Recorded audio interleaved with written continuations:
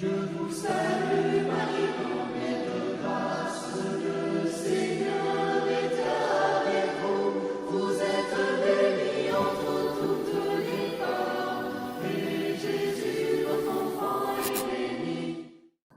la semana pasada hablábamos del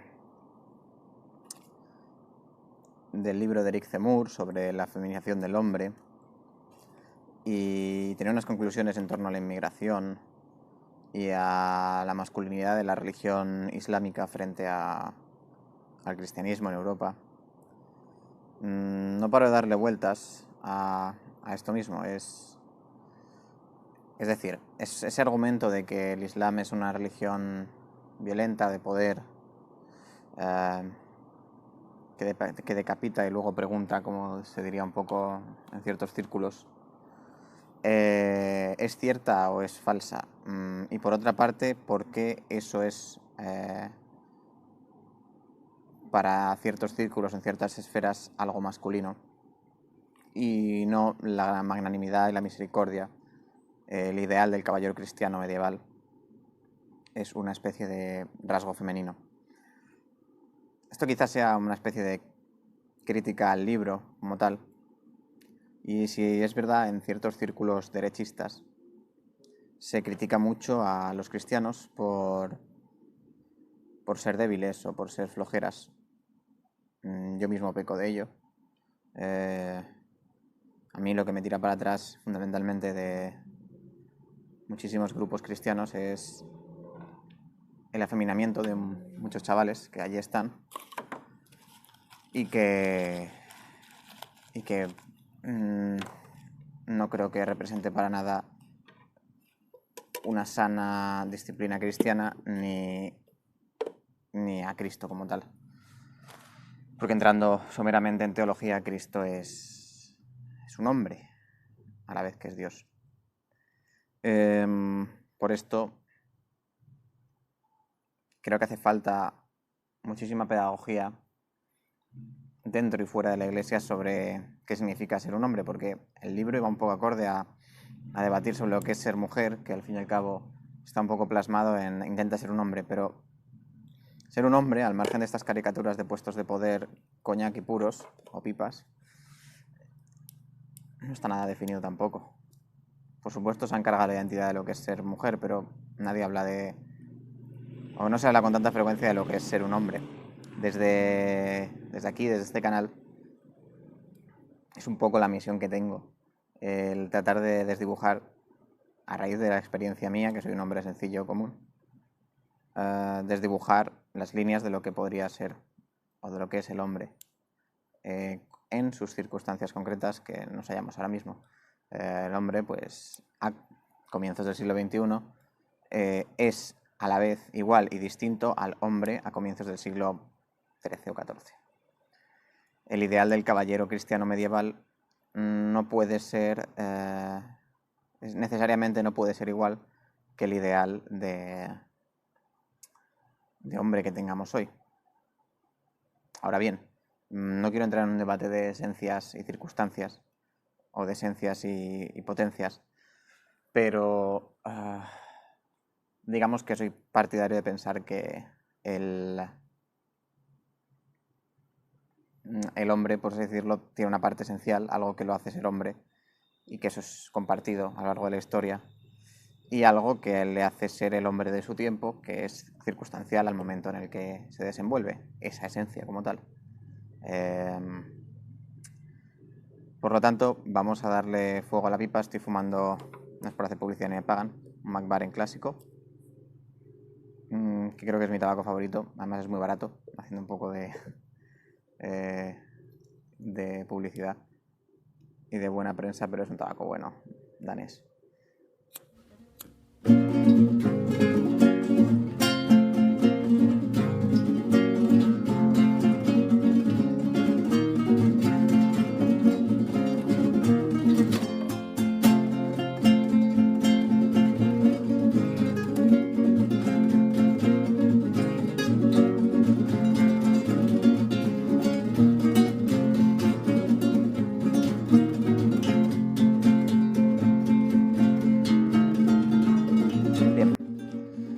Pues cuando nos referimos a la masculinidad, o la masculinidad sería pues esa esencia, ¿no? Y no voy a entrar en tecnicismos ni en debates filosóficos, simplemente hablo de forma un poco vulgar, disculpadme los que hayáis venido a buscar algo un poco más académico, no estoy en este plan. Pues bien, como decía, Zemmour nos pinta una especie de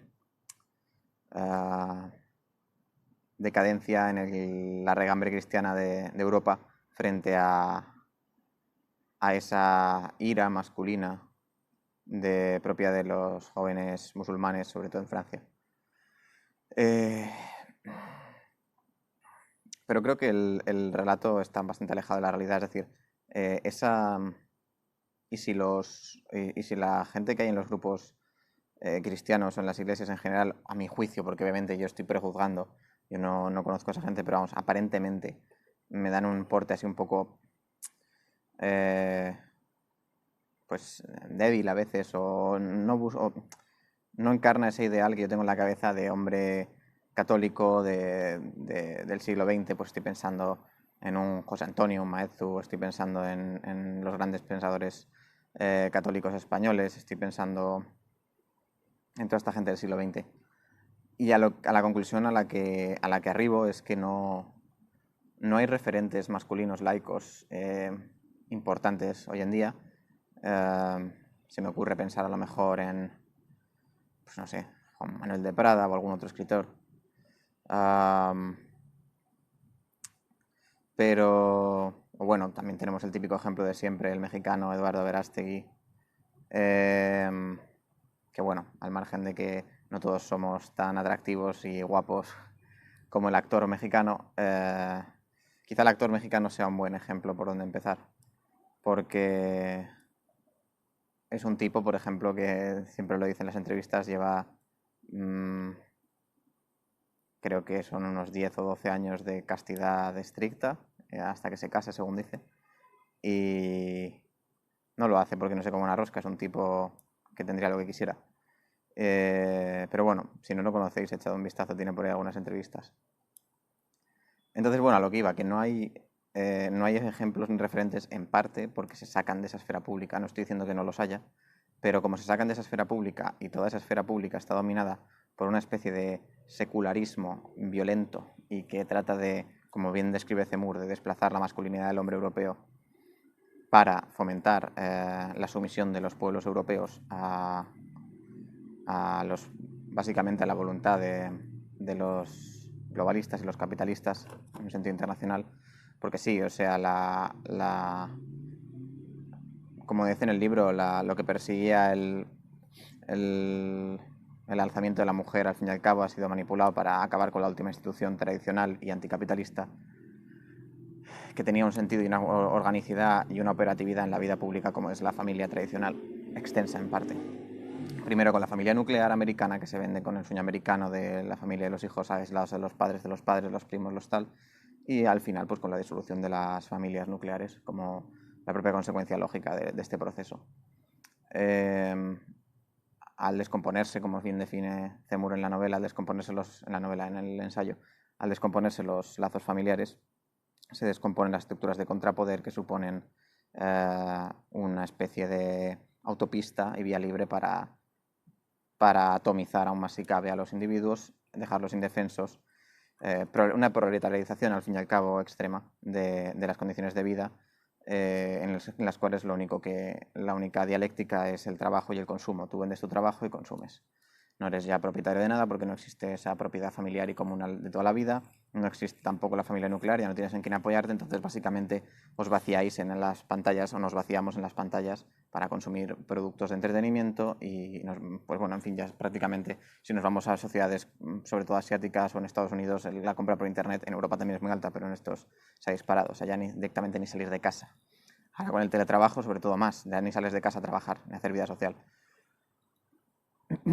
Directamente trabajas desde tu mesa, ves Netflix en tu mesa, ves YouTube en tu mesa, consumes esta publicidad, compras lo que te dice la publicidad de YouTube y tal de Netflix, compras su narrativa ideológica y es un ciclo que nunca acaba.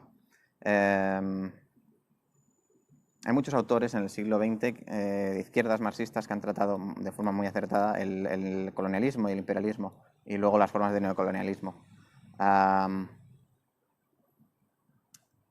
Bien, pues la forma o sea, la narrativa colonialista contemporánea es esta, es la de hacerte creer que los objetivos en tu vida son algo personal, individual, que tus metas son individuales, que no hay nada en lo colectivo que te pueda interesar y de interesarte estos son movimientos sociales vanos y vacíos, los cuales simplemente fomentan por la desintegración de las estructuras comunales tradicionales, como puede ser la familia, que está en sus horas más bajas, fomentando obviamente la caída de la natalidad y aumentando los procesos socioeconómicos que benefician a las grandes empresas, a las grandes lobbies y a los conglomerados, vamos, a los globalistas en general. Esto no es ningún secreto, o sea, yo no estoy aquí como hace años alguien puede decir esto y hace 20 años era como una especie de magufo o algo así. Básicamente es el día a día, no es más que ver quién ostenta la soberanía y cómo se ostenta, para qué sirven los estados. También lo describe Zemmour en el libro. Dice que básicamente los estados hoy en día son niñeros, no se tratan cuestiones importantes, cuestiones masculinas y cuestiones de poder. Básicamente se dedican a debatir sobre educación, sanidad, lo que serían los alimentos, en un sentido etimológico, y no la instrucción, que es la preparación para las armas. El alimento es pues la educación. Pero bueno, al margen de todo esto, recientemente pues hay luz al final del túnel y hay atisbos de que esto, pues lógicamente, no puede durar eternamente, o bien porque hará saltar todo por los aires, o bien porque habrá una vuelta a esquemas funcionales y operativos en los cuales las sociedades pues, pueden prosperar de un mejor modo y no se convierten en una especie de cyborgs de consumo y de venta de su trabajo proletarizado. Por un lado, por ejemplo, estas semanas el presidente centrista Emmanuel Macron de Francia pues ha anunciado ciertas medidas que van orientadas hacia una especie de resurgimiento podemos decir, del gaullismo en Europa. Supongo que estéis al tanto, ¿no? Pues por ejemplo, esta semana ha prohibido el homeschooling en Francia para evitar básicamente la islamización del país. Ha prohibido, en fin, medidas estatales fuertes francesas del corte gaullista, intervenciones en Oriente Medio, el apoyo a fuerzas no alineadas con los poderes atlánticos. Y al fin y al cabo esto es siempre lo de siempre, o sea, cuando hablo de los globalistas hablo de los poderes atlánticos, que vienen siendo pues el deep state, vamos a decirlo así, de todas estas estructuras, de las estructuras de la Unión Europea y Estados Unidos, la ONU, etc. Por otro lado, veremos qué ocurre en noviembre y si Trump consigue ganar, ya veremos qué depara el futuro, porque la presión va a ser muy fuerte porque se les cae el chiringuito a toda esta patulea de atlanticistas. Y bueno, así que no es un mensaje al optimismo realmente, o esto avanza hacia una dirección más saludable o colapsa, y obviamente quien se va a imponer son los que tengan las medidas más saludables